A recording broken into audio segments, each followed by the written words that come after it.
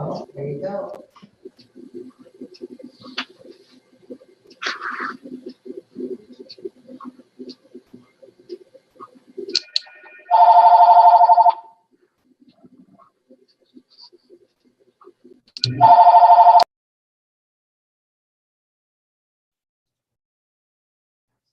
So we're on now. So You have to say go ahead.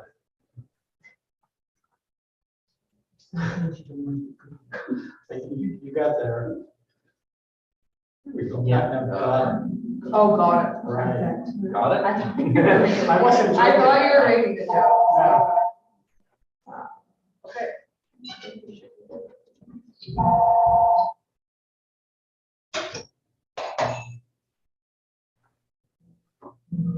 Somebody else can call the meeting to order and get started for me. I'll be back in a minute. Okay.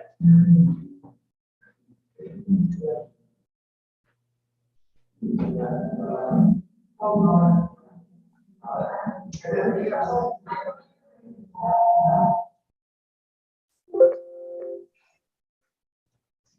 somebody there? I don't know. Okay, we should be good now. Okay. Okay. Okay. Well, I will, I guess. Welcome everyone to our May AAC meeting. It's nice to see everyone, or some people here, some people there. And I think moving forward, these hybrid meetings may be more the norm, which will work for a lot of people with disabilities too. So that's great. I'll let everyone know that this is being streamed live. So be aware that that's happening. I have comments. I guess Shannon may have comments. We'll let her chime in when she gets back. She'll probably be 5 to 10 minutes. So I think everyone may know in the room that I'm retiring and this will be my last AAC meeting. And we were talking that it's just been like 9.5 years that I've been in this position, and it's been a great position. It was a great transition for me from being a paramedic in the city, and this has been a very, very rewarding fit as well. So I've been happy to be here, and I'm sure city will get someone very capable to come in and continue removing barriers, working to remove barriers, identify barriers and prevent barriers. So I thank everyone for the support, everyone at this table, Don, Justine, Diane, Denise, everyone that's been around the table and city staff. It's been great, and I've had tremendous support. So I'm thankful for that. And we'll move on to the minutes. I think the April 13th meeting minutes were distributed. Thank you, Justine, for taking care of that. Yeah, no problem. So did anybody notice any errors or omissions?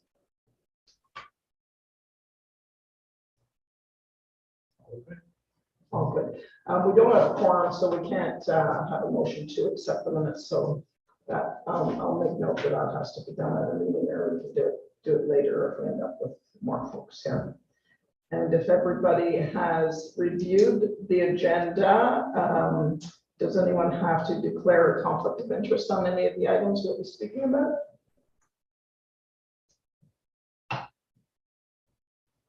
It doesn't seem so that's good. So our first item in new business, which is maybe kind of we spoke about, but there would be some updates on this. And Don, you were going to speak to this item 5.1, the new transit terminal update. Just really briefly, at our last meeting, we had really good discussions about improvements that could be made to the proposed new transit terminal, of which the most obvious one was to get rid of the stairs and the ramps from the bus loading area going up into the terminal itself. There is a revised drawing that's floating around this room somewhere. And for those of you who aren't here, it's exactly the same as the previous drawing you saw of the transit building, but it is at grade. There are all steps and all ramps have been eliminated, which is a step forward. So thanks everybody for their comments on that. The architects are going through the rest of the comments that people made, to see what else can be incorporated, but that was, it was a very worthwhile meeting. Sometimes you say, well, it was a really worthwhile meeting, it was. So we made big progress on that. That's basically all I have to report on the transit. And that just goes to show, right, where these meetings and getting people together and just taking a look, and it's a barrier for some, that would make such a difference for everyone, and that was changed so easily from my understanding. Yeah. It was just a simple change, and that's great to see. And then item 5.2, the professional place, 212 Queen Street, an update on that one. At our last meeting, we talked about the lack of an accessible entrance to Professional Place, which is the 4-story building that is full of mostly dentists, directly across from the Memorial Gardens parking lot. So I said I'd look into that. I went to, when in doubt, start at the bottom. So I talked to 2 people I know, and rather than go to the owner, I talked to 2 people in there that I know who work there. And they both said the same thing, that when they know someone is going to require assistance, they just meet that person downstairs, because the rear entrance is accessible. You can get in there. It's not an ideal situation. And the difficulty is they used to leave the door unlocked, and now they lock it, simply because they had some interesting people wandering through the building, which doesn't make anybody very happy. So the procedure is to simply call.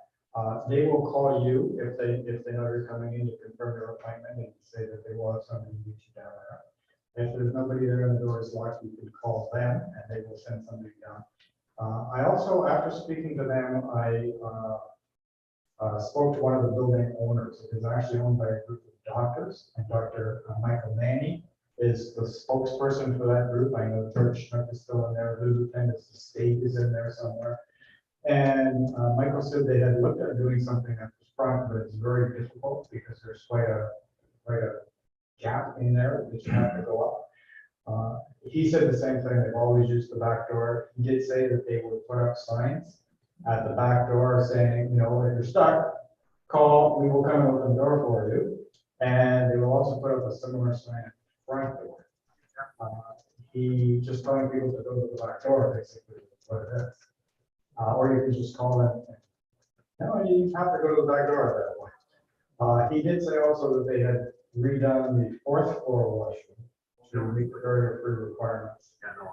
He also acknowledged that the elevator is extremely small, but that is not a fix that they can do. That's not an easy fix. So that's where we're at. We're going to put up a couple of signs, and they said that it does work fairly well. When Shannon was here, she had to step out for a couple of minutes. She confirmed that her dentist is in the building, and that is the system that they use, and it does work. Also, that they have a very, very small elevator. That's it for that building. Okay, and it's next 5.3. It's Francois is going to go through some proposed changes to the Ontario Building Code, which makes me think of these older buildings.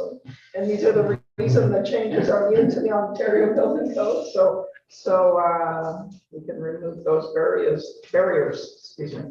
Francois, are you ready to go? Yeah, I am. I'm always ready to go. Excellent. So the ministry is proposing new enhancement to the accessibility provisions taken from the national code. Their goal is to achieve an accessible Ontario by 2025 and implement all the changes from the national building code.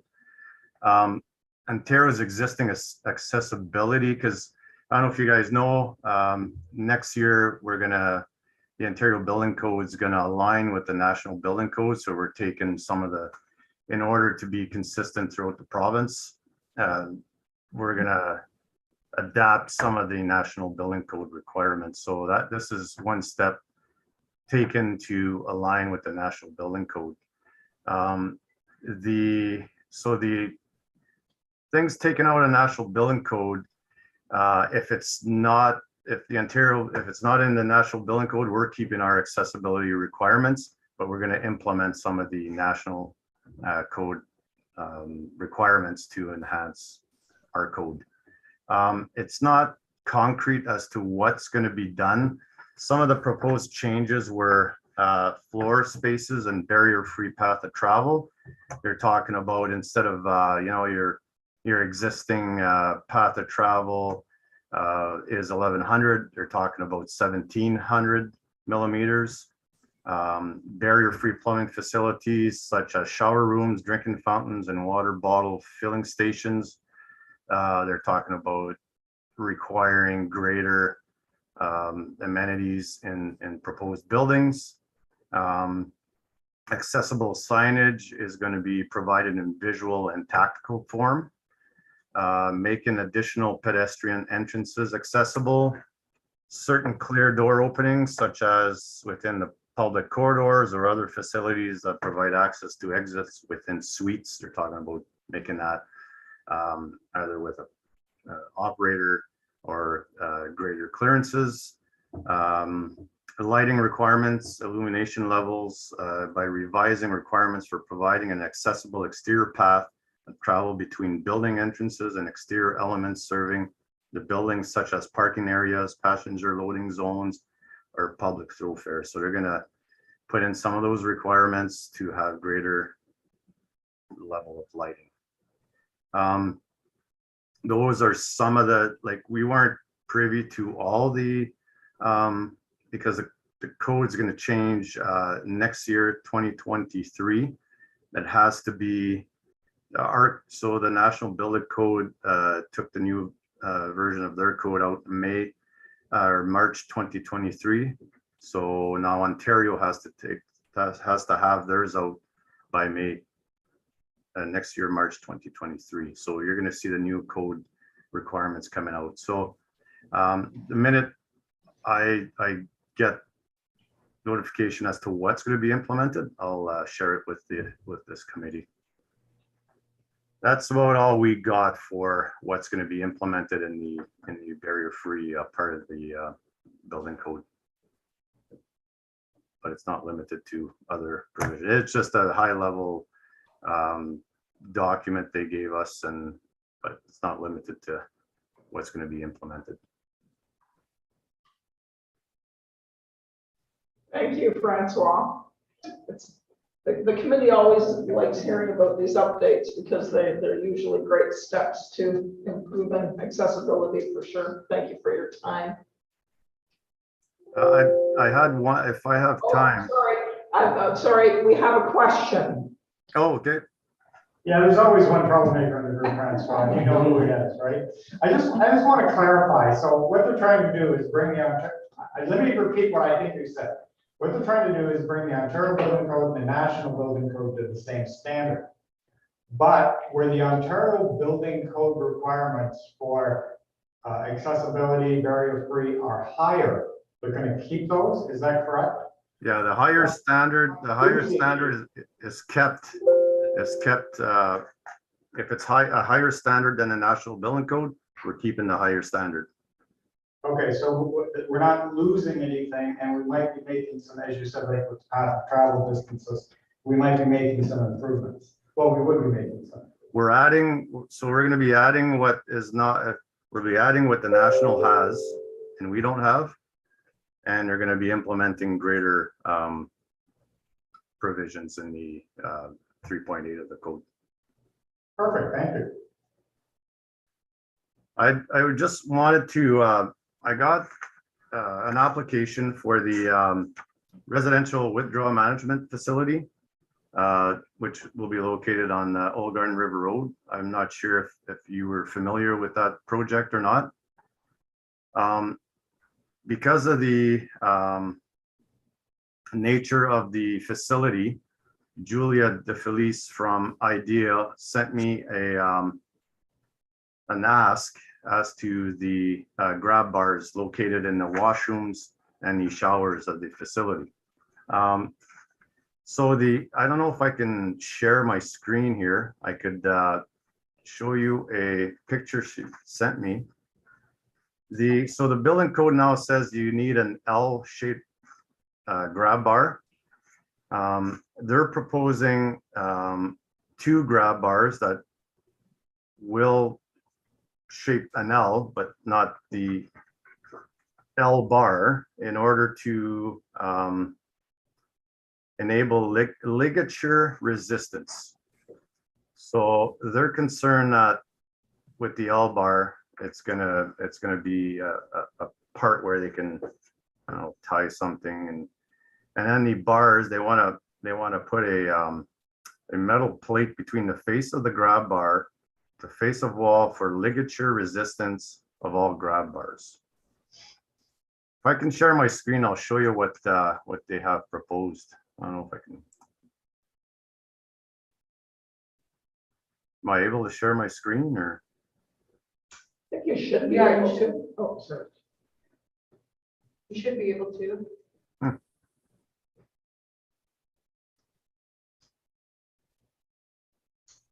Will you need to make him A minute here.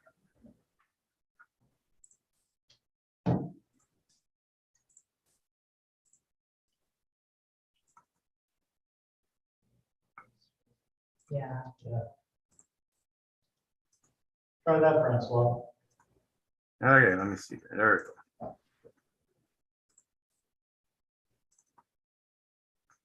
Can you guys see the grab bars? Yeah,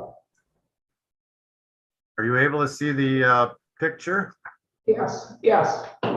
Okay, so you'll see to the left, the GB1 is where the L grab bar is, you know, the building code requires you to have an L grab bar. Now they're proposing 2 grab bars, L-shaped grab bars, disconnected into 2 straight grab bars to enable ligature resistance.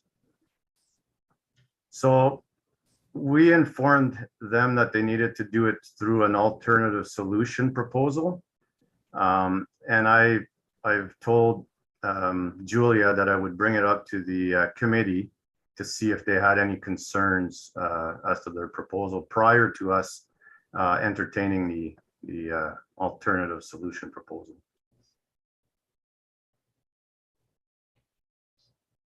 I'm wondering if there's any concerns or questions. Diane has a question, Francois. Yes, thanks, Francois. I don't see, just at a glance, because it's really hard to tell from line drawings, I don't see a problem between having 2 separate bars that just about completely connect.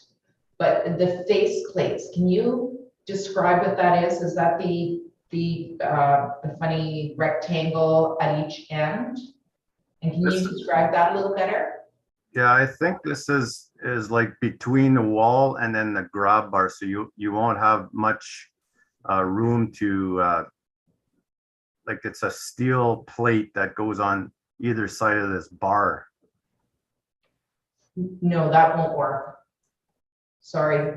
For someone who uses grab bars to be able to transfer, lift, or pull themselves to standing, you need a full grasp. You need a full hand grasp. So that's what I think you're saying, is that you will no longer be able to put your hand around the bar with this.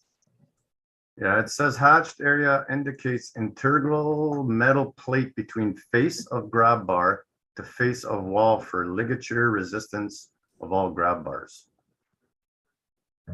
I'm thinking that it goes from the wall to the, like, I don't know. I can ask for greater details on this one, but it doesn't show on the L or the grab bar type 2 or type 1. It just shows for like the shower bars. Right. So the purpose of the grab bars, and it might help to be able to explain this, is that a person must be able to fully grasp the grab bar as much as they have the ability. So a full closed fist around the grab bar. So then it sounds like that solution won't work if we're understanding it correctly. And they may need to find other means. I'll write an email to Julia explaining this concern, and maybe she can give us a greater detail as to what they're proposing for this type, for the tub and the shower bars. Yeah, that would be great. Okay. So we won't accept the proposal until we get greater details and we provide you that explanation. Thank you. That was it. Thanks, Francois. Any other questions?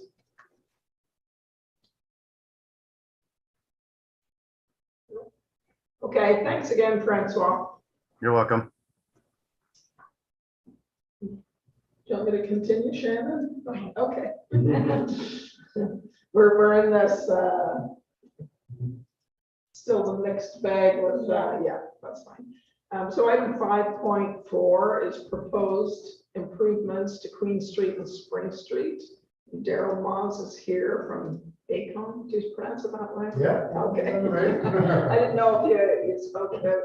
No. I've seen it for years, but I guess I've never said it before, from ACOM to talk about those improvements.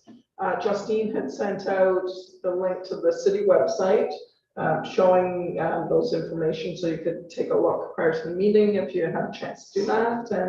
And with that, we'll turn it over Should I to. move over for the camera? I don't. Sure. Yeah, On there. yeah, Sure. okay, so. We're not talking to your back to the table. Sure. Okay, well, thanks for inviting me on. I'm glad to hear that you do have a link to the city website and all our presentations. I brought just a couple samples here of what we're looking at doing. So at this stage of the project, we are strictly looking at the conception stage. We're not into any details yet, so obviously it's a perfect opportunity to reach out to the accessibility community to get some input. But so the project is generally going to involve improvements to Queen Street, right from Gore, where there was some other work done a few years back that we were involved with, right through to Pim Street, which is actually another project we were involved with on Queen, further to the east. So it's been what, 80, so almost 40 years since any work's been done on Queen. And you drive down there, you walk down there. I was here when you did that. It's been exactly 40 years. It's been a while, so obviously upgrades are necessary. There's no doubt about that, and that's what the city is looking at. But so in general, yeah, the surface work needs to be redone from building to building. Obviously, it's been 40 years again, just using that corridor, from old unit pavers and bricks are, uneven, and the roadway itself obviously is in bad shape. Thankfully, the underground infrastructure is fairly good shape, so that's a good thing, because otherwise it'd be a major disruption during construction again, like if you see what Gore looked like when it was under construction. So it won't be to that extent, but so with the project too, along with again replacing the roadway asphalt surface, the boulevard areas, curbs, and everything. There's also the city's also proposing to basically enhance and beautify the downtown at the same time. A lot of trees from back in, again, maybe some of them replaced, but a lot of them are gone. So the intent is to enhance the streetscape work too at the same time, which will include new plantings, trees, shrubs, street furnishings, benches, waste receptacle, and along with the lighting. The lighting is also deficient and it has to be updated. The actual lighting on the east end of the project, east of Pim, has been updated the last couple of years, but the balance has to be upgraded. So, and then to add to that too, there's also a couple of parkettes that we're looking at. If you go through the plans on the website, actually there's a plan kind of showing just meeting areas downtown. There's a little bit of a parkette now at Mark Street that was put in years ago, and it works well. So there's a couple we're looking at over by I guess the Dennis Street area where the bus terminal is being moved on that quadrant, and also probably on the opposite quadrant in the GFL Memorial parking lot, along with possibly up towards the west end where the old stone house is too. So, I mean, the intent is to get improve it, make it more welcoming, get people back down there like the old days, the old years ago, and get, one with the downtown plaza that's being done, obviously, so that, that's the intent of the city is to get people back down the downtown corridor. Spring Street is kind of it's tied to this project, it will be kind of separate, it may be done at a later date. Queen is more of a priority, but Spring Street corridor between Queen and Foster Drive, we're also looking at, and there's some conceptual plan you'll see on, again, on the city's website. The intent for that one is there's not a lot of traffic on that road, obviously, it's not a busy roadway, but so the roadway is going to be narrowed up quite a bit, to provide more boulevard space and more walking path. The intent there too is to try to provide a good connection to the waterfront. We have a beautiful waterfront, we have ships coming in a year now, cruise ships, and hopefully that continues to bring those people up to Queen Street. So again, not just a conceptual stage. Queen Street, again, is at this point, the city has to allocate money for next year and the year after. So if everything goes good, the plan is to start clean next year, and it'll probably be a two-year project. So on the accessibility side, there will be definitely a number of improvements there. First of all, as you probably know now, between kind of the middle core between, I think Dennis all the way to East Street, I believe, has no concrete sidewalk at all. It's all aluminum pavers, and after 30, 40 years, those pavers are, So the plan is to provide a concrete sidewalk through the whole, right from door to Pim Street. That will be carried right through the limits. Now, with that, obviously, we do have some boulevard space that we want to dress up, and there will still be proposed to have some unit pavers in those areas, but you will have a fixed concrete sidewalk throughout the limits. So I think that's probably a big improvement, particularly with that center area where there's no concrete sidewalk at this time. So the intersections will be upgraded also. We'll be constructing new curves, around the intersection. Concrete ramps will be redone at those intersections. Again, to keep comparing to Gore, but there's been some new standards over the last couple of years for concrete ramps to access roads. I know been around for a while. A couple of the old ones where you have just a standard curb and gutter drop curb, they're very sharp, and I know we've had some issues even on Queen Street down further there. Those are changed now, so it meets the AODA. It's much smoother transition to get you from the sidewalk to the roadway. So that's we've been doing that for the city. A couple of projects we've been involved with, but the city's been doing that for the last couple of years. So at the signal, sorry, on the ramps, of course, there's a requirement. It's very standard for the city now to include the tactile panels, of course, to meet the AODA. Traffic signals. So with upgrades, there is a requirement under AODA to provide accessible traffic signals, and that they will be added to existing traffic signals.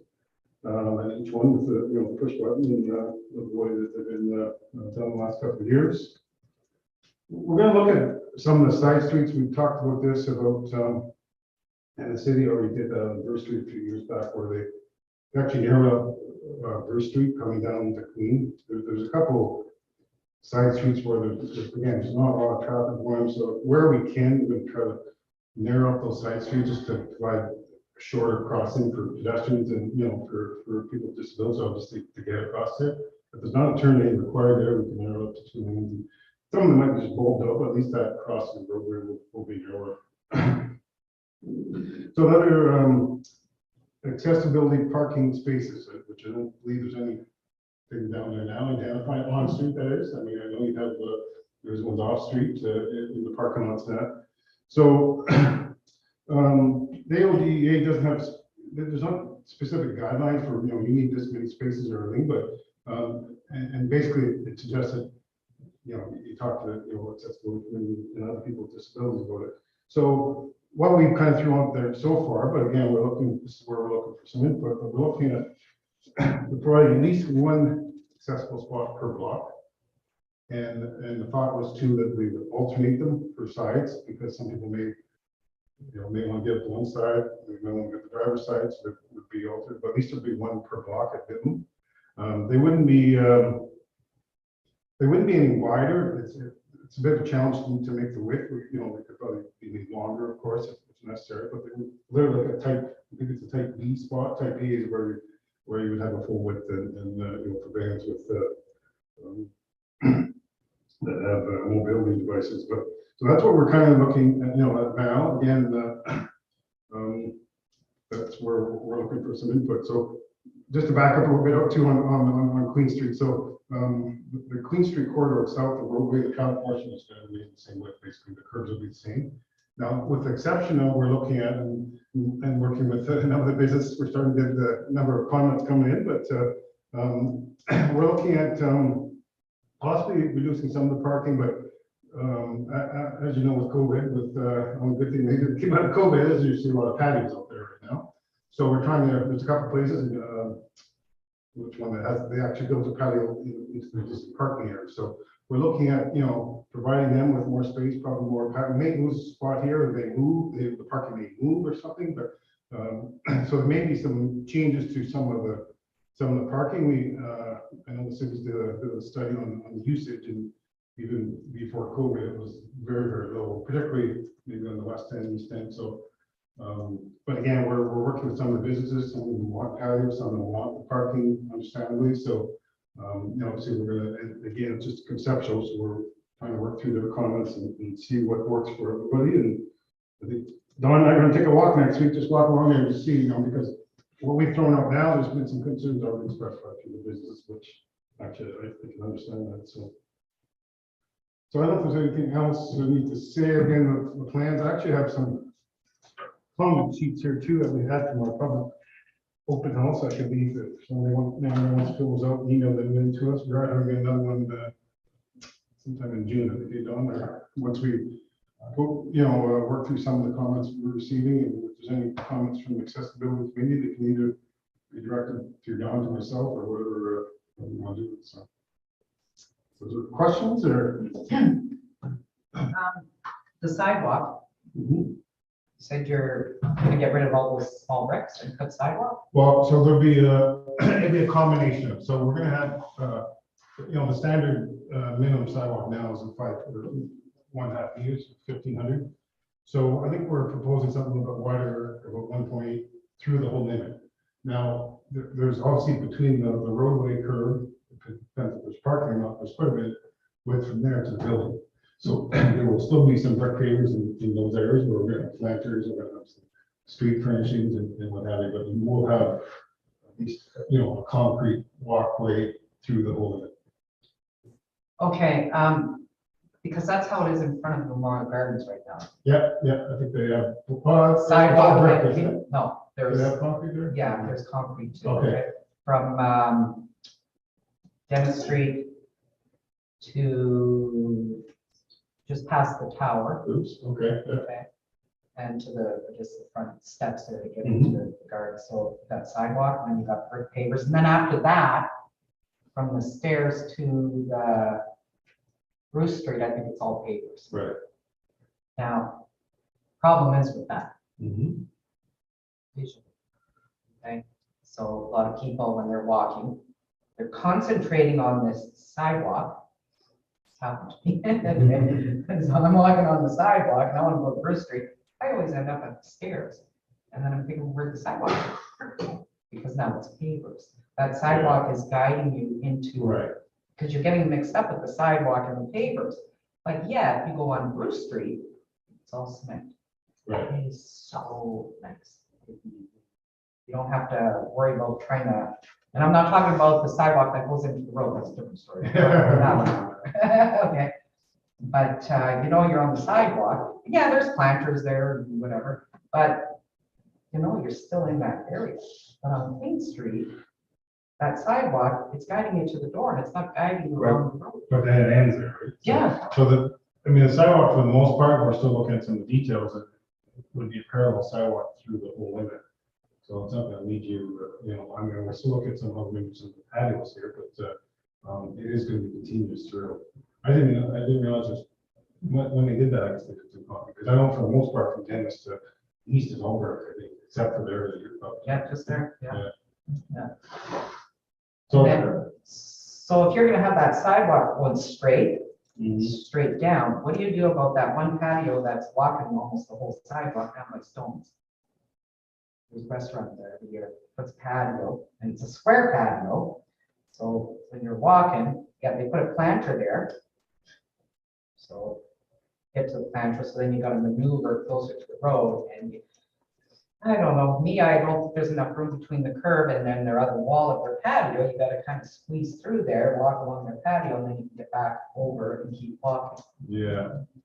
Yeah, the patios, again, we are looking at different layouts to see what works best. I mean, they obviously have an opinion of what they would like to see, but we have to keep in mind for just go to. Ideally, I think what you're getting at is if it's constant all the way through, obviously, but the problem is, I think we're proposing it closer to the building, so those patios are gonna be actually on the opposite side, which is not as ideal for the businesses, because they still gotta go from their establishment to a patio. They have to cross. Something like probably down at Ernest is like that, is, where you gotta kind of walk right through there. This patio's on the roadside of it. Oh, yeah. So we are looking at different options. Donna, I know we're looking at the layouts and what works best for the business, what you bring up to good points. That's a really good point, though. I Yeah. mean, It's it's just the really, one patio that's like that. yeah, but you're right, that's the patio that's different, but we need to be consistent, and the city can control that, because how you get the patio on city property is you get a patio license. So we can say, here's the rules, this is how this works. Now, I know up in, like, 2 years ago, with the Alcohol and Gaming Commission of Ontario, you had to have control over the space in order to serve alcohol. So everybody wanted it next to their building, right? So that they had total control over that space. Well, the AGCO has thrown all that out. Like, they just tossed it with COVID things, and the current government, they're like, we don't pay attention to that, go ahead and do whatever you want, sort of thing. And this is not me being, I'm living here, this is actually what they did, they threw those regulations out. So that gave the patio owners a lot more opportunity, if you're a licensed patio, as to how you're going to do that and where you're going to put it. But the city does have control over that. I'd be interested to know what people feel about having a continuous concrete walkway as part A, as a defined walkway, and kind of trying to keep stuff out of that walkway so that it's nice and clear. And would that have to be straight, or could that also move? It can move, but as long as it's not jagged, like that one patio, you get to it, and then you gotta go this way, and then this way, and then this way, and this way, But if it was, like, you got patios across the street, I think 1 block east, they made their patio kind of You like actually go that. to the parking thing there. Yeah. That's Main Street Cafe. I know the patio you're talking about. It's just, they went out and built it. That's our choice. And you're right, that between the edge of that patio space and the curb is tight. Right? We totally agree. The other one you're referring to is Main Street, where she said, I'm going to build a walkway out into the parking space. So that it guides people around. And are people okay with that? I like it. The one that, It's it's all wood, eh? Yeah. Yeah. That's the one. Well, this would be, we would take the concrete, and bring it around. Yeah. Right? Yeah.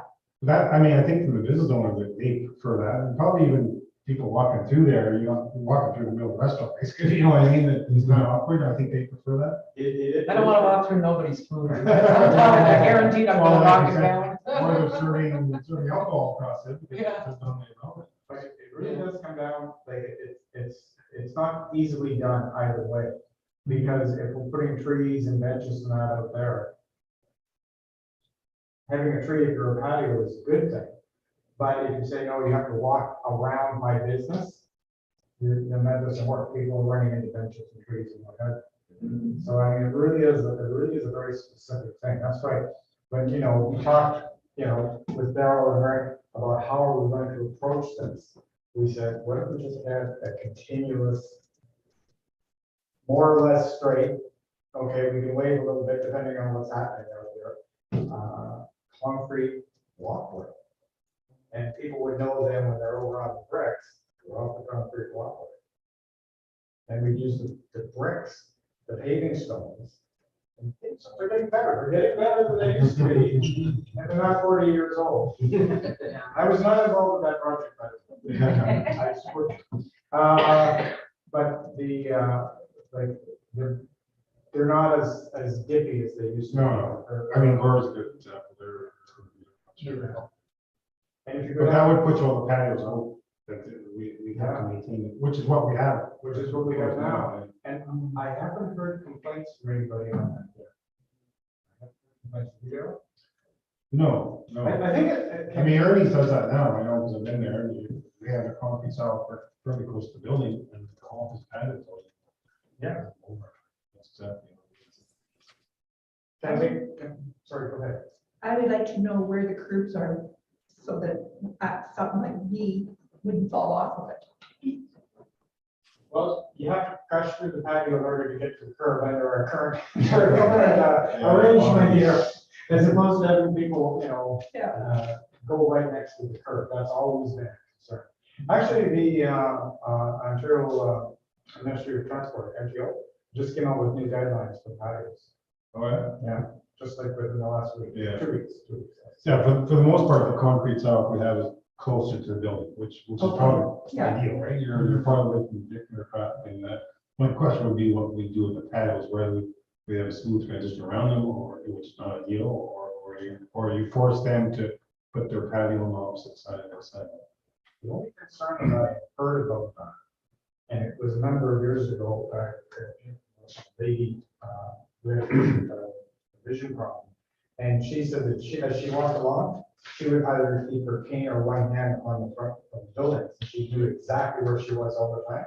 And somebody put up a plan for her, she ran right in. Yeah, And ended up with kind of, you know, mighty headed. because everybody uses their cane a little bit different. Some of them use it, they might line it up against the wall. That's what she was doing. Yeah, and just follow it. Yeah. You know, like shoreline. You know? And then some people just keep it in front of them.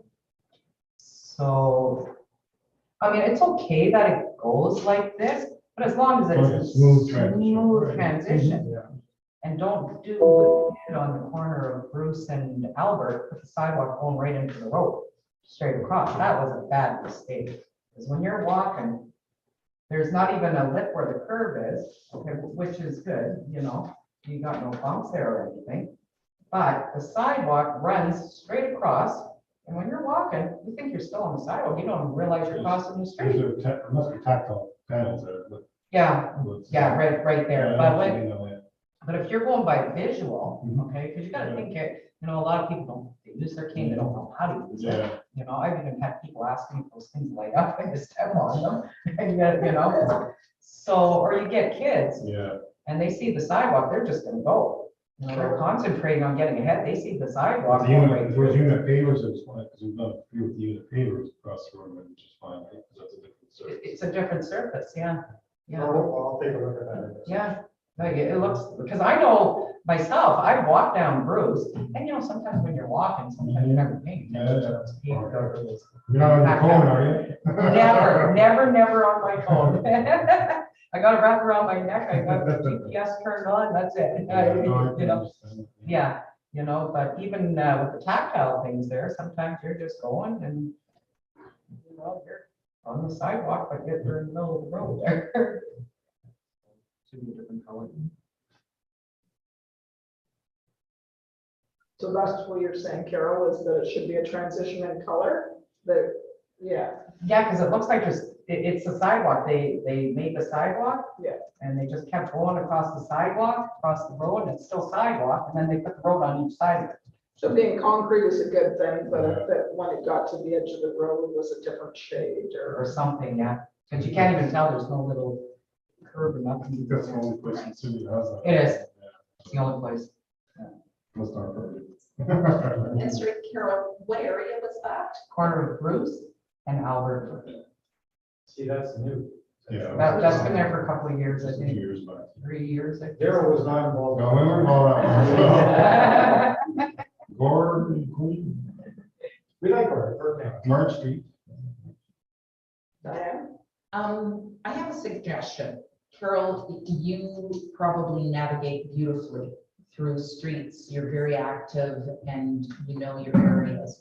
And Dawn, when you said that you and Daryl were going to do a walk down Queen Street, as much as I'd like to join that walk, I'd like to let you have that walk. But can we do another walk with Carol, myself, Shannon, Denise, anyone who maybe navigates differently, just so that we can really see what the challenges are live as we're going along, whether it's curb cuts, whether it's navigating, whether it's, planters in the way.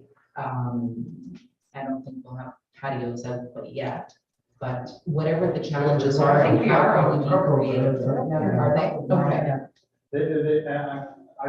That's an excellent idea. The only thing I would do is I would break it up. Queen Street is so long. Sure. You have to do it, in maybe 3 different chunks. or- Sure. Yeah. And we can do Especially that. Daryl and I, because we make notes as we go, so we just go. Yeah, that'd be a great idea. This is the time when we want that input too. It's like conceptual stage, we're not into the design yet even, so just entirely. I really like that suggestion, because I'll tell you what I was struggling with. When we set this up originally, we said, okay, let's have an open house and see what people think. But when you go to an open house and you have nothing, people go like, what am I looking at? And the answer is nothing. And people don't deal well with that.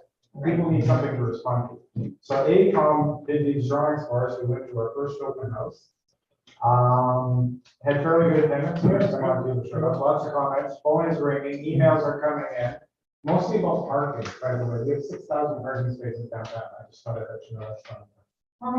Anyways, we have, so we said, okay, we're gonna make some changes. We're gonna have another open house. But how do you get down to that level of detail? And that's how you do it. Yeah, because like we're still working up here as opposed to down here. So the game plan on this, sorry, I'm talking too much. Okay. It never happens. The game, yeah. So the game plan on this was, we're gonna have an open house, conceptual plans.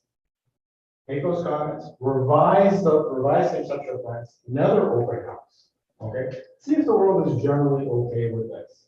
On that basis, we can price it out. So now we know what it's gonna cost us, a lot of money. Okay, it is a big project. And as Daryl mentioned, what's gonna happen is we're gonna break the project into 2 parts. It's just too much to do in 1 year. So we're gonna break it into 2 parts, hopefully under construction 2023. That's our plan. And then part 2 is 2024, it's under 2024. In between conceptual plans and budget, so then we make the decision to go, then we get down to the detailed parts. But if we could identify what those matters are now, that just helps us so much when it comes down to the detailed plan. Yeah. Just huge. Which Even if we're is just taking notes. which is proposed to be fall, winter, and then, take on. That's right. We We would authorize the engineering work to be done late summer, during the fall, so that we're in a position to tender and begin the construction next year. So it just things to keep in mind. I know it's your presentation. But things to keep in mind, because why is the city doing this? Well, Darrell mentioned, well, because it was done 4 years ago and it's falling apart. Okay, good plan. That's right. That's the issue. But what is it that we're trying to accomplish here? We're trying to get our landscaping back. Okay, those trees are dead. What was on, right? And that really took a lot away from there. So we're trying to, as Darrell mentioned, improve the landscaping, make really interesting areas, get some good street furniture back there, make it a place where people can go and there's a place to sit down. Now there's no place to sit down. There's on Queen Street. It's beautiful. The second thing we want to do is make sure that every restaurant has a patio space. Doesn't mean they have to have a patio, but if they choose to have a patio, we're gonna make sure there's space for it. And we're talking about the Main Street cafe. She's been really creative. Okay, now she's building the patio back into the building. That's what she's doing out there. This is the lady with the walkway that went out into the parking spaces. Yeah. Okay, we want to make sure that everybody in the restaurant has a patio space. We're also creating some activity spaces or gathering spaces, which are missing. And, you know, and Daryl's got some drawings of a couple that we're looking at here. Not a lot, maybe three from one end of Queen Street to the other, but gathering spaces for people. So we're starting to create that downtown vibe, right? And places where people can come and sell their art, or they can perform, or you just meet your buddies there and have lunch. And the other thing we wanted to do was make it as accessible as possible. We're still struggling with that barrier free parking thing.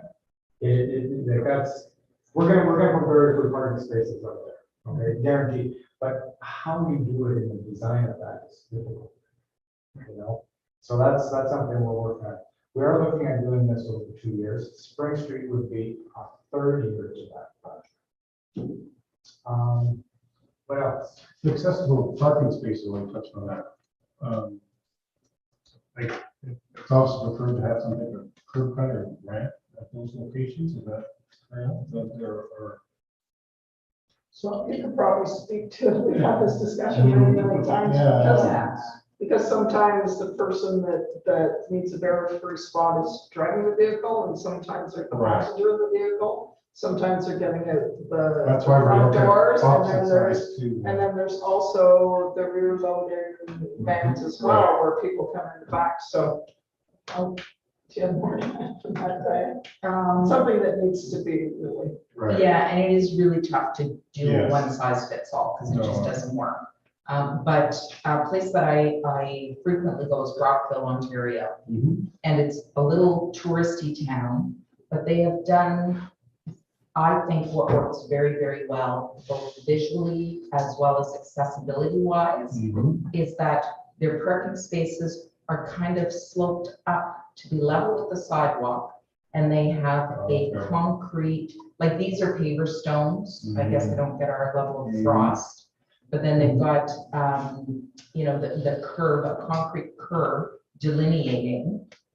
You know, if you go beyond Just that, a you're flush. actually on this, Just yeah, a it's all flush. flush. You go beyond that, you're actually on the sidewalk, this part is parking.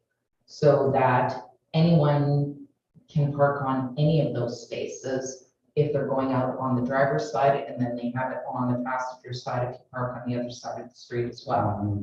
The challenge really is the rear loading vehicles, because they need 2 times as long vehicle, or 2 times as long space as the vehicle for someone to get out from a rear loading vehicle. And that's, I don't know, I'm not even sure how you would plan to attack that. Like, I don't have a plan on that.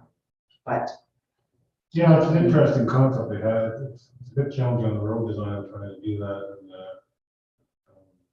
because just that park, if you try to solve it just with that parking, space, you can't. You have to raise the road up to kind of manage that. I think Kitchener did that. I think they did that in that. Yeah. I was listening to you talking. That we could take a look at. And I've got pictures as well, so we can kind of see, so Yeah. like, gee, that's a really good idea. I think that works. Yeah, I we don't know what want the to, challenges are. for where there is no parking, we want to maintain a barrier curb because of, for protection of, pedestrians walking along here, so we have to kind of balance out and try to, not change, but yeah, we can definitely, something like that too. Yeah, I'll send over, Mhm. the pictures that I have, and then maybe when we do our official walk, we can try to visualize, Yeah. you know, could we put that here? What are the challenges with it? Mhm. Well, other than that, we're providing wide ramps on there, or That can be tricky, because if you have, and say, a right curb cut, that's right. So if you're getting out you have to, in the curb cut, that's, you have to have it lined up beautifully. yeah, I think we talked about that too. Yeah, it's also tricky because there's gonna be a slope in there somewhere. And whenever you introduce slope, I mean, there's an opportunity for icing in people's. Yeah, especially it's gotta be steep. So that's, we'll look and see what Rockville did. We'll look and see what Fisher did. If anybody else has any ideas, that would be great. The other question that I have on parking is, our parking folks have gone to, they don't paint lines all over where parking spaces are anymore, which is fine because there's meters. So you try to park in front of or behind the meter, but now we're doing away with meters. So what we have is a machine that gives you a ticket and a big long space, and sometimes you put 3 cars in there, sometimes you put 4 cars in there. So how important is it to say this is a barrier-free space? Do not park there unless you have.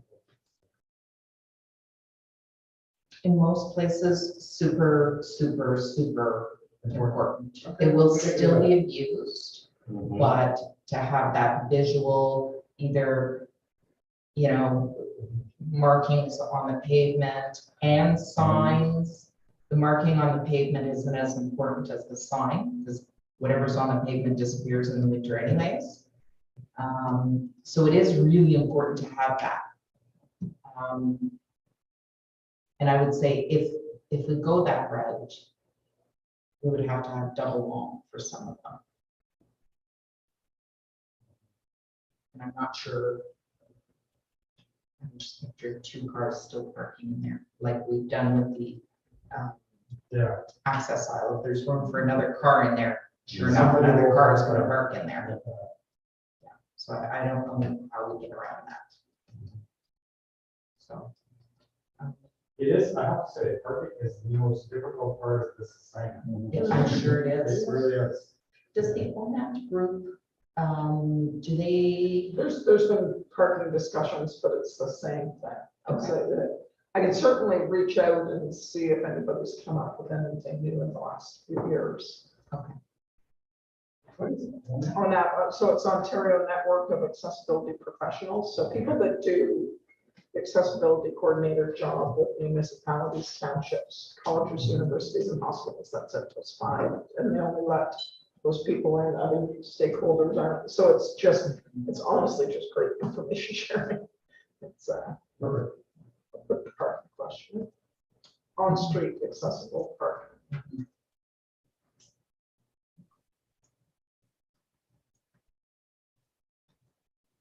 And so when we do our walk, I think if we're strategic in who we invite to this walk, having a driver, I'm a driver, having a passenger, Denise is a passenger, so she gets out of her vehicle differently than I do. Having someone like Shannon who takes care of us and gets out of the vehicle differently still yet again, and yourself, Carol, who navigates through downtown, either in a vehicle with somebody getting out onto the street and then navigating your way with vision disability would be great. Yeah. That's really good. Yeah. One thing with the one-way, at least it's not going to have, either the passenger side or, so that's ideal, right? You know, we don't have that on any of the street, there's always the passenger side. Yeah. And that was our intent of the plans of seeing one way. Yeah.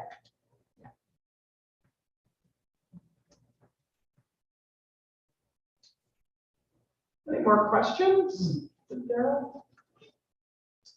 I just have a note here that I'll send out that comment sheet. I can always use. Leave that and I'll send it electronically. We're missing about half the committee today, so I'll make sure that gets out to them and maybe we'll get some more comments. Thank you very much. Thank you. Great to see these things before they get going. And, Yeah, this is the time to talk about it. Yeah, that's for sure. Not when the shovel's in the ground. Pardon? You have other guys? If you could excuse me for a minute, you can charge it back. Okay. Excellent. Charging it. I don't know the time. Does my eye, is it 3 o'clock? Okay, we just have a Madison, I think, where was it? I can't remember the other girl's name, sorry, Madison, with clerk's department to discuss the election, so I think we best kind of forge forward. Is that okay with everyone? Yep. Okay, Madison, are you all set? Yeah, can you hear me okay? Not really, actually. Is your volume, Justin? Let me move a little closer as well. Yeah, we're up to 100%, so. Not any better? Very muffled. Yeah. You know what? Maybe I'll try connecting on my phone. Back go up. Speak again. She's gonna go on her phone. Yeah, she's gonna connect that phone, Okay. then we'll have it more direct.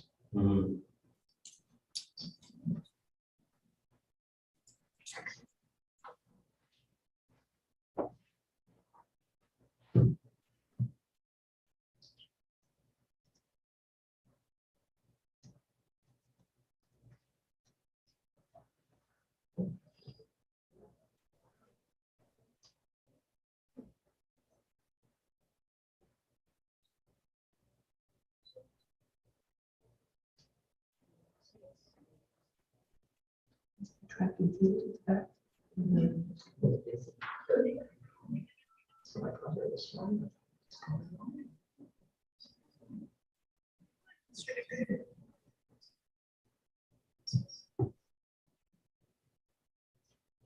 Do you have a hard time navigating into the building today because it was so busy? No, I follow the curve. Okay. Yeah, I go to the corner there and then I cross. And then when I get to the curve, I just follow the curve. And then the lineup of all the cars and I can hear the kids. Good. Yeah. There are 4 participants in the meeting. Oh, can you hear me now? Okay. Yeah. Is that better? Much better, thank you. Madison, I'm sorry, I forget the name of the other lady with you. No, that's okay. I was going to introduce her anyways. So I'm Madison Zupa, Deputy City Clerk, for those who haven't met me or in the past. But thank you very much for giving us the opportunity to chat with everyone today about the election. I do have Gabrielle Nicholson and Avery Marsh. Avery is our summer student and Gabrielle is our election coordinator for this year. We just wanted to give a quick update on some of the things we're working on regarding accessibility. And if anyone has any comments or questions, certainly we can work on those. And I'd like to get back to the Accessibility Advisory Committee prior to the election, and we might be reaching out once we have some of our new equipment on site and get trained on it to see if we can maybe have some people come in and try to test it out and see, and get some user feedback ahead of the election. That's our hope and our goal, and we're working with our vendors to try to make that happen. So this year, we're still going to be maintaining the accessibility options from the 2018 election. Gabrielle actually in the coming weeks is going to be starting location visits to just ensure and audit that things are still the same from last year. We've taken feedback from the election voter engagement survey that we had last year, and there were some really great comments from that survey on a couple or maybe a few different voting locations that had some barriers to accessing it, the parking lots or distance to the voting location and things like that. So we're going to certainly take that feedback from our voter engagement survey and take that with us when Gabrielle and the other staff go and look at the locations. We are moving towards electronic equipment for the voting day and advanced voting days. And with the tabulators, there is an accessible, they call it a toolkit or a voter kit that will come with it, and it has a sip and puff unit as well as an audio headphones with a remote control that can assist with voting and independent voting. And those are new for this year in 2022. We didn't have those in 2018. So we're learning as we go as well, but are very excited to offer those. And Gabrielle is also reaching out to different organizations as per recommendations from council, and also the Accessibility Advisory Committee to reach out to different organizations and work with them to promote different options for the election. And hopefully we can get more voters out in general. The other thing I wanted to mention is I did take the feedback from the last time we were at the Accessibility Advisory Committee about the transit. I did speak to the manager of transit, who is aware of the advanced vote days, which right now we have October 8th, 12th, and 15th as our targeted dates for advanced vote. And we've asked that free transportation to anyone with a voter identification card be provided, also with maximum use of the Parabus. So that was one thing that I know that we talked about at the last committee meeting we attended, and I took that feedback and brought it to the manager of transit and also the director of community services. So we're working closely with them to make sure that transportation is available and free to those who have voter identification cards. Or if that's if you didn't get a voter identification card, certainly you can contact our office and we can try to make arrangements. But we are working closely with the Transit Services Division, and especially with feedback provided from the last meeting. And I think that's generally, we just wanted to give a little bit of an update on that. We're still in the preliminary planning stages, but certainly wanted to keep a close connection with the group to, if you have any comments or questions or suggestions for us, we're happy to take that back and work through those as we start planning for the 2022 municipal election. And also the voting day is October 24th, 2022, just a quick reminder for everybody. And the advanced vote days, again, are October 8th, 12th, and 15th. And we will have those accessibility toolkits available for the advanced vote.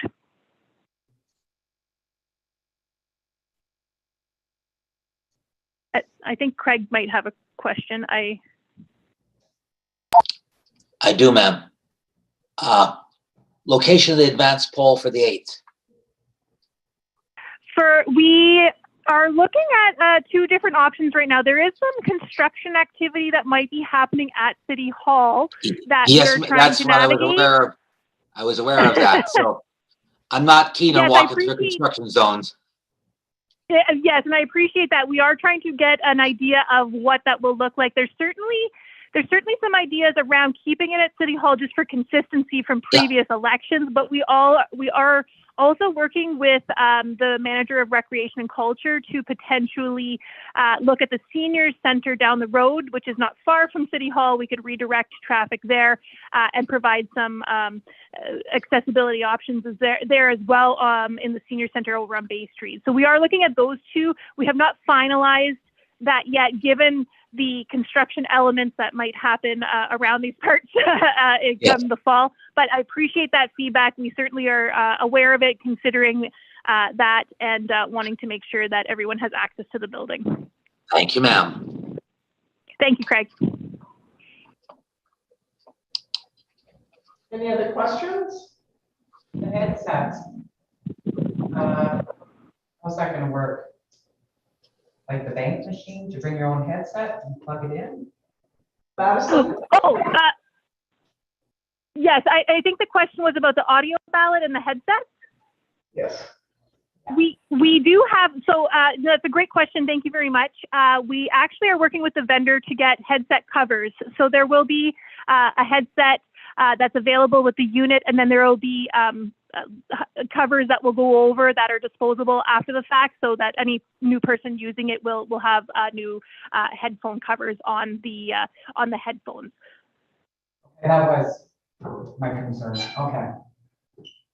And that's also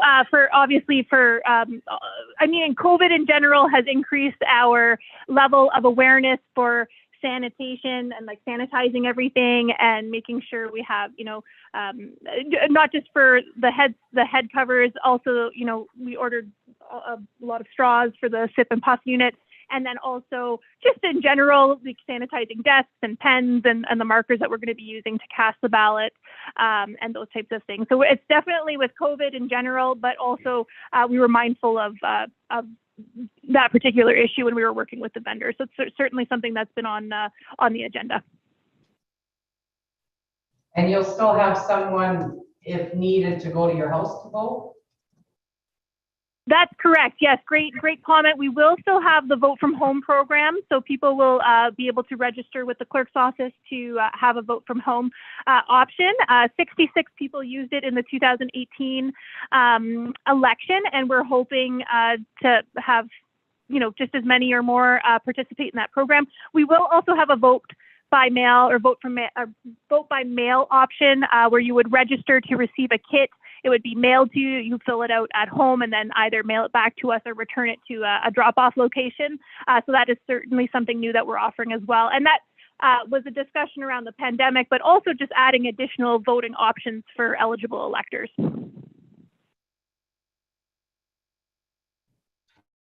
Thank you. Is there any other questions for Madison?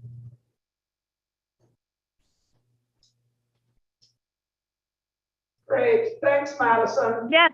If anything Thank else. you so much, Nancy, and congratulations on your retirement. I've always enjoyed working with you. We will miss you, and certainly stay in touch. And I just wanted to pass my congratulations along and my appreciation for all the work that you've been doing. So have a happy retirement, and I'm sure this won't be our last chat. For sure. Thank you so much, Madison. And likewise, you've been a great support for me as well. Thank you. Thanks. And if anyone has any questions or comments they'd like to pass along, we do have a centralized email. It's election@cityssm.on.ca, or you can call, I'll give Gab's phone number is 705-989-5610. And certainly if you have any questions, you can pass them along to Gabrielle, and we can do our best to get an answer to you right away. Thank you. Thank you. Take care, everyone. Take care. All right. Well, I think that was the last of new business. Old business and barrier-free parking violations. I have no update on that for this meeting. But we will go back because I think we have quorum now. So we can go back to looking at the April 13th, just to get that off the plate. April 13th minutes, if everybody has had a look at those. Can we have a motion, if there's no errors or omissions, a motion to approve those minutes? Diane, and a seconder. And Carol. Okay, thank you. I have that written here, so I'm glad we were able to deal with it prior to ending this meeting. Shannon, you were out at the beginning where we had the chair's comments. I don't know if you had anything. Not really. I just Okay. wanted to again congratulate you on your retirement and say thank you for all the years of help. Great. Well, thank you. Thank you. Yeah, looking Thanks. forward to meeting somebody new and hoping that you enjoy whatever's next in your life. Yeah, well, great. Thank you. Thank you so much. Thank you. Thank you. And Diane had sent out a site plan report. I believe there was just one rezoning on it. So I don't know if you want to speak to that. Yeah, I looked at the rezoning, refreshed my memory on it, and really there's quite often, as it goes with rezoning applications, we have no comments on it. So that was one that was the only one that came in since our last meeting. That's it. Well, that's it then. I guess we could have a motion to adjourn the meeting. Can I ask a question here first? For sure. I'm having a problem with one of the intersections. Corner of Bruce Street and Kim Street, or Great Northern. When you go up Bruce Hill and you're at the very top and you're turning onto, I guess, Great Northern, where Tim Hortons is, that gas station, that's the gas station. So you're going up Bruce Hill, and if I'm standing on the corner, the south corner, I guess it would be, and I want to cross Great Northern, get to the other side at the lights, cars are always turning, okay, turning onto Pym Street. And they don't see me standing there. Because there's a big power box right there. Okay, and I don't know if it's blocking the view of me standing there to cross, and it's a light for me to cross. Okay, but I walk that probably 4 times a day. And probably out of those 4 times, I'd say at least twice every day, somebody comes whipping around there, and I always gotta be cautious when I cross there. So I don't know if lines should be painted across there or how to bring it to people's attention, but I don't know if it's the power box. There's a power box right there. I don't know if they can't see me when I'm standing there. I don't know what the problem is. Yeah.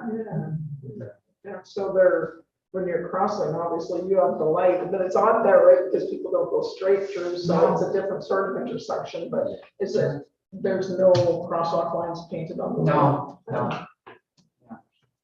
And right there, I'm standing, so the pole, the button that I press, I don't know if the light's on that pole, but the button you press, and then right beside it, there's this big square thing, which I'm assuming is a big power box. And then there's another pole there, I think.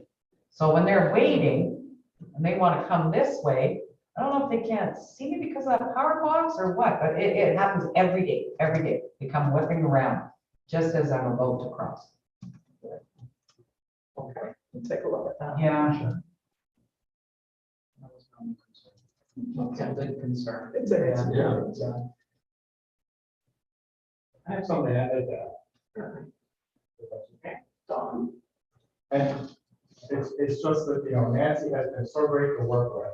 I'm just kind of new here and I knew nothing that was going on. I still don't know even what's going on. But Nancy has been so great to work with. I took a minute here and wrote down some of the things that we've done. And I mean, there's so much that this committee has done. It's just good. We did the stopgap program, which I thought was really cool. And I'm really happy to go down Queen Street. There's a couple of businesses putting out every day. Other businesses putting out like they call them. That was great. We had autism design guidelines, which, was a real major undertaking for this group to do. And, I understand that Lisa has now distributed these for Autism Ontario, and because there was nothing out there. There was nothing that we could copy. Planners are great for finding out what other people do and just copy it, right? Didn't happen. This was all created from scratch, and that was a great achievement. We did some great multi-use trails. I don't know whose idea it was. I don't know if it was yours or Travis's or somebody's to do the multi-use trail around Topsail Island and down at Dudley Park. And that's a great project. It's one of my favorite places on the planet.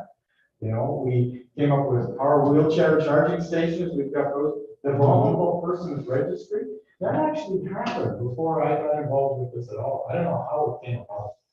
I don't mean to embarrass you, but it was great. It was just great, and that's important for us. And we created a community improvement program where we give grants or we give tax breaks to those businesses, not those businesses, those developers that build more barrier-free housing. And I look at the old St. Anne's School, they did their best to make every unit in the school barrier-free. Couldn't do it. So they, in addition, they built 4 new townhouses, meeting all the highest standards. Like, this is just super, right? So that program is working. We are getting more barrier-free housing. We have the accessible playground. I know that came from the donation down at Dudley Park, but that is so cool, and It is so fun. I just my grandkids there on the weekend. I go on all the time. Yeah, my niece and nephew love dancing and play with them. Yeah, exactly. And you know what? Well, the involvement with this community, with several people in this community, the new Twin Path Arena, it's just fabulous. I think we're all going to be really happy with that. And I think the biggest thing that Nancy has done is she's made people stop and think. And I see that now. I see that with other departments, where now it's still not top of mind, but it's getting closer. They're thinking about it. There's some people, Virginia McLeod, who's great. She thinks about it all the time. Andy Storzowski at Bertrand is another guy who thinks about it all the time. And that's the biggest change we can make. Because if you can get people to stop and think a little bit, and they go, yeah, well, this makes perfect sense. Let's do this. And that's to me, you're Nancy, you're walking out the door, I know that. You have a great, great retirement. I'm going to public very short. Yes. But, like, what a change in thinking, at very senior levels at City Hall. And that's important. So congratulations. That was good. We're gonna miss you. Thank you. You're gonna be incredibly hard to replace. I looked at your job description and like it suits you. Like it's absolutely what you do. And I know you've tasked that to me and I was working on it, but I haven't figured it yet. No, Well, thank you very much. And I think so much, and when I came into this position, there was a learning curve. Thank you, Diane, for getting me on that. I would have been impossible without Diane in those early years for sure, but it's so much of it is awareness because people generally don't want to make the wrong decision. They don't want to create barriers, but so often it's just awareness where people, if they know that realize it's a barrier, they're going to do something to bring them back. And it's been a great 9.5 years. Yeah, well, thank you very much. So I guess with that, we can have a motion to adjourn. So we have a motion to adjourn. Okay, Denise. And a seconder? Diane. Well, thank you very much, everyone, and take care. Take care, everybody.